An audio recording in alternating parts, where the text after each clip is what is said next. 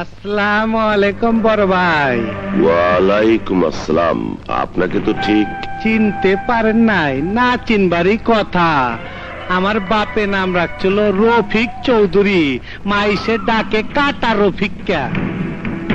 ভয় পাইলেন ওস্তাদ?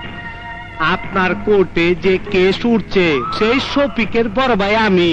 আমার কাছে কি চান? তেমন কিছু না, হাতি গাথায় পড়লে আর একটা হাতি দিয়ে টাইনে উঠাইতে হয়, তাই আপনার একটু সাহায্য নিতে এলাম। দুঃখিত, তোমার ভাই খুন করে থাকলে তার সাজা হবে, আর আমার পক্ষে সত্যকে অস্বীকার করা সম্ভব নয়। সমস্ত সাক্ষ্য প্রমাণ তোমার ভাইয়ের বিরুদ্ধে।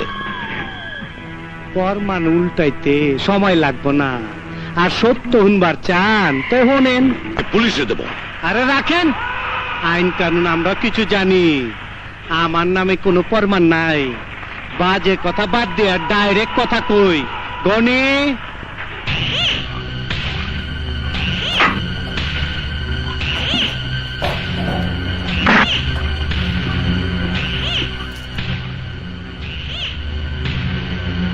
এই লন পাজারো জীবের চাবি।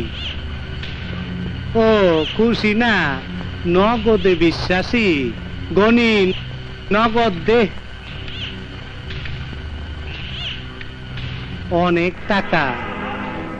টাকা লন, আমার বাইটারে খালাস করে দে। You bastard! তুমি মানুষ চিনতে ভুল করেছ। এটা মগের মূল্য নয়। এদেশে আইন কানুন আছে। তোমার ওই সামান্য টাকায় সে আইন বিক্রির জন্য নয়। 30 লক্ষ লোক দেশটাকে মগের মূল্য বানাবার জন্য রক্ত দিয়ে স্বাধীন করে নাই। এত গরম খাইস না, আমার চুটকিতে 2 মিনিটের মধ্যে অন্তুতে খালাস করে দেবো। কিন্তু যতদিন এ দেহে প্রাণ আছে ততদিন এই ম্যাজিস্ট্রেট ইব্রাহিমের মাথা এক আল্লাহ ছাড়া কারোর সামনে ঝুঁকবে না। আমারে ফিরিয়ে দিলি, কিন্তু তুই মনে রাখিস রফিকের ভাইয়ের ফাঁসি জেল দেওয়া এত সোজা না। আমার ভাইয়ের আমি বাঁচাবো, তুই পারলে ঠেকাইস, পারলে ঠেকাইস। চল গণিত।